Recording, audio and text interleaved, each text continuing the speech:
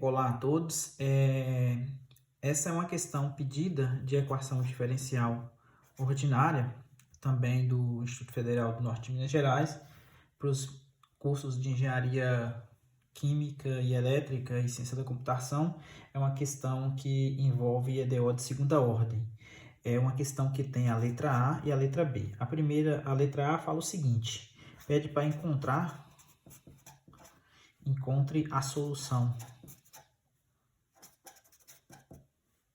geral da equação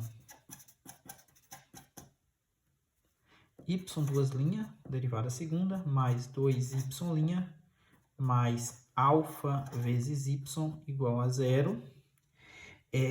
Isso aqui para os seguintes valores: quando alfa for maior que 1, quando alfa for exatamente igual a 1 e quando alfa for menor do que 1.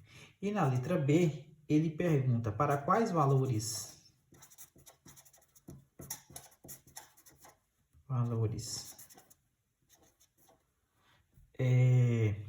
de alfa, a solução tende a zero quando o t ou x vai para mais infinito. Vamos pensar aqui y como sendo uma função de x. Então, para quais valores de alfa, eu tenho a seguinte situação. Eu tenho que o limite do y de x, quando o x vai para mais infinito, igual a zero. Para quais valores de alfa eu tenho que a solução tende a zero quando x vai para mais infinito. Então, lembrando, para resolver esse tipo de questão, isso aqui é um EDO de segunda ordem linear, coeficientes constantes, homogênea, né, que é igual a zero. Então, a gente supõe que a solução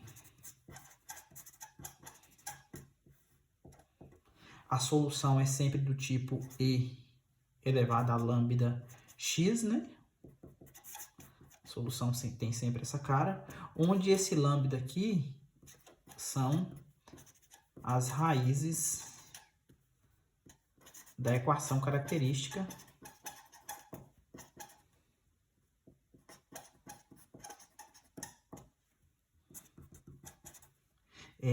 lambda ao quadrado mais 2 lambda, né? Mais alfa igual a zero. Então, vamos ver as possibilidades aqui, vamos encontrar as raízes e montar nossas soluções gerais. Então, as raízes aqui, usando Bhaskara, eu vou ter que lambda vai ser igual a menos b, né? Mais ou menos raiz quadrada de b ao quadrado, que seria 2 ao quadrado, menos 4 vezes a vezes c, dividido por 2 vezes a, o a que vale 1. Então, isso aqui vai dar menos 2, mais ou menos. Dá para colocar o 4 em evidência. A raiz de 4 dá 2, então vai sair um 2 para fora. E aqui dentro da raiz vai sobrar 1 menos alfa, dividido por 2. Dá para dividir todo mundo por 2 aqui, então vai sobrar menos 1, mais ou menos raiz de 1 menos alfa. Então, as minhas soluções, agora eu tenho que analisar essas possibilidades. Quando o alfa for maior que 1, quando o alfa for igual a 1 e quando o alfa for menor do que 1. Então, o primeiro caso que eu vou fazer isso aqui, o alfa igual a 1.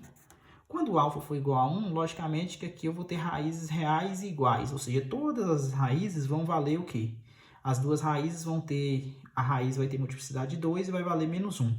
Então, quando o alfa for 1, eu vou ter que meu lambda 1, 2, né? As duas raízes dessa equação do segundo grau aqui vai valer menos 1. Então, nessa situação aqui, o que eu vou ter? Eu vou ter que minha solução geral, y de x, vai ser uma constante que multiplica e elevado a menos x, mais uma constante vezes x e elevado a menos x. O porquê que aparece esse x aqui foi explicado para vocês em sala de aula, é porque eu preciso que essas duas soluções aqui sejam linearmente independentes. E como as raízes são reais e iguais, então aparece esse fator x aqui que a gente deduziu em sala de aula. Então, a minha solução geral vai ter essa cara aqui, ok? Agora, o caso alfa menor do que 1. Quando o alfa for menor do que 1, o que vai acontecer? 1 menos alfa vai ser positivo. Então, aqui eu vou ter o quê? Eu vou ter duas raízes reais distintas. Então, eu vou ter um lambda 1 igual a menos 1 mais raiz de 1 menos alfa. E vou ter um lambda 2 igual a menos 1 menos a raiz de 1 menos alfa. Então, a solução geral também vai ser do tipo C1 e elevado a menos 1 mais raiz de 1 menos alfa vezes x, mais uma segunda constante vezes e elevado a menos 1 menos raiz de 1 menos alfa x. Solução geral. E aí, o último caso, que é quando alfa é maior do que 1. Então, vamos fazer aqui em outra folha. Quando o alfa for maior do que 1, quando o alfa for maior do que 1, o que eu tenho?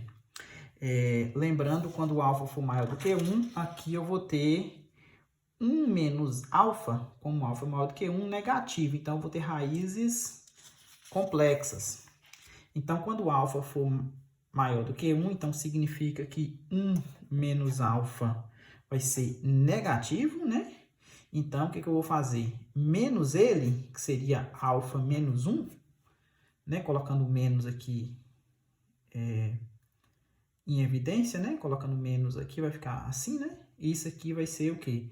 Vai ficar negativo, né? É a mesma expressão, só que negativo. Por que eu estou fazendo isso? Porque o delta agora vai ser negativo. Então, as raízes vão ser complexas, vão ser do tipo lambda 1, 2, vão ser do tipo P mais ou menos IQ, onde esse P vai valer menos 1, que é a parte real que aparece aqui, tá vendo? E aqui dentro da raiz eu vou colocar o menos em evidência, então vai ficar raiz de menos 1. Raiz de menos 1 a gente sabe que é I. Então as raízes vão ser menos 1 mais I, que multiplica raiz, só que agora em vez de colocar 1 menos alfa vai ser alfa menos 1, porque o alfa é maior do que 1, essa parte aqui é positivo. E o lambda 2 vai ser menos 1 menos I, que é o conjugado, né?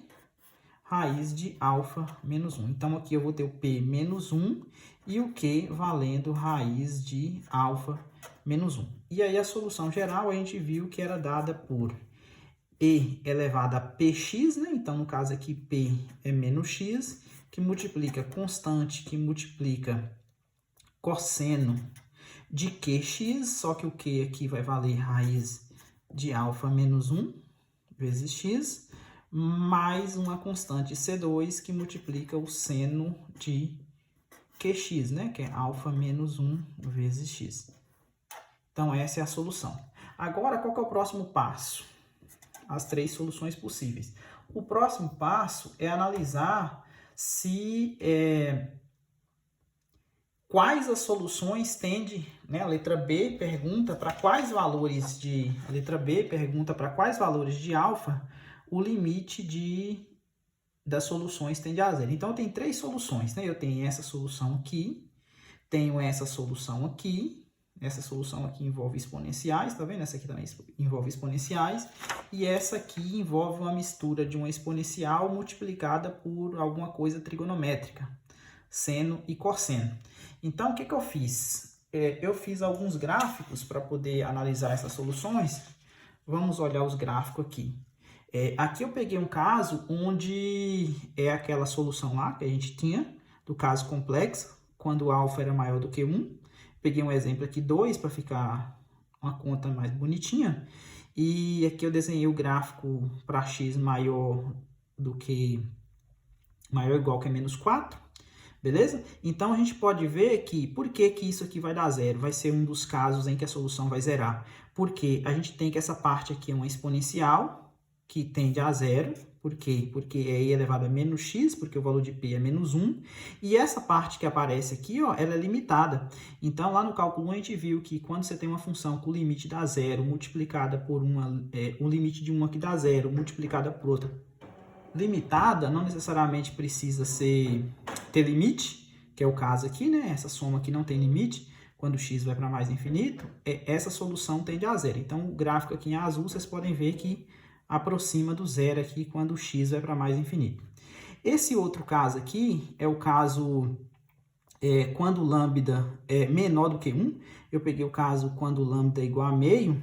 Então, quando o lambda era menor do que 1, a gente viu que as soluções era desse tipo aqui, né? Então, eu peguei o caso aqui onde lambda vale 0,5 e fiz uma conta aqui, né? 1 menos 0,5 deu 1,5, aí eu plotei o gráfico dessas exponenciais, pegando os valores da constante C1 e C2, aqui em todos os casos, eu peguei os valores das constantes C1 e C2 valendo exatamente 1. E a gente vê que o gráfico dessa função, dessa soma de exponenciais aqui também tende a zero. Por quê? Porque o menos 1 vai ganhar da raiz de meio, né? Ou seja, isso aqui vai ficar negativo, isso aqui também vai ficar negativo. Essa exponencial tende a zero, essa aqui tende a zero, essa soma tende a zero. O caso lambda é exatamente igual a 1, que seria esse caso aqui, ó. Beleza? Esse caso aqui. Eu desenhei o gráfico dessa função aqui também e a gente vê também que tende a zero. Por quê? Porque essa exponencial aqui ela tende a zero. Essa aqui tende a zero. Na verdade, essa aqui tende a mais infinito, né? E isso aqui é como se fosse x dividido por e elevado a x. Aí o que acontece? Infinito sobre infinito, nesse caso aqui você pode usar L'Hopital, por exemplo, quando você deriva isso aqui vai dar 1, fica constante sobre uma coisa que cresce muito, vai para zero, ou seja, a ordem de grandeza da exponencial aqui é maior do que o polinômio de grau 1. Então, isso aqui também tende a zero, essa outra parcela aqui, então vai para zero. Esse caso aqui é o lambda igual a zero. Esse caso lambda igual a zero aqui, o que sobraria? Sobraria exatamente essa expressão aqui, ó. 2y' igual a zero. Essa questão aqui, na verdade, tem um vídeo no canal explicando como que chega a solução. Na verdade, a gente mostra que a solução disso aqui, quando t vai para mais infinito, tende a uma constante. E a gente encontra lá que é 2a mais b sobre 2, essa constante, onde o PVI dado lá falava que o y de zero valia A e a derivada em zero valia B, para encontrar as constantes C1 e C2. Então, a gente chega nesse valor aqui. Nesse caso aqui, eu fiz alguns valores de A e B aqui para poder simular. A gente pegou A igual a... de forma que a constante desse 2, tá vendo? Então, tá vendo que o limite aqui tende a 2. Ok? Que seria esse valor aqui, de acordo com os valores de A e de B escolhidos. E o último caso, que não vai tender a zero quando o lambda for menor do que zero, né? Quando o lambda for menor do que zero, você vai ver que se o lambda é negativo, né? Menor do que 1, menor do que zero, a solução vai ficar com essa cara aqui, ó. E quando a solução fica com essa cara, a gente vai ver que a solução ela explode, ela vai para mais infinito aqui, né? Quando o x vai para mais infinito, a solução vai para mais infinito. Então, para quais valores de alfa as soluções tendem a zero, quando o x tende a mais infinito, então seria, nesse caso aqui, quando o lambda é maior do que 1, beleza? Nesse caso aqui, quando é menor do que 1 e quando é menor do que 1 e maior do que 0, né? E quando é exatamente igual a 1. Quando é menor do que 0, que é esse caso aqui, as soluções explodem, vai para mais infinito. Ok? Espero que tenha entendido a questão. Se gostou, deixa um joinha aí, compartilhe com os colegas para ajudar. Até a próxima.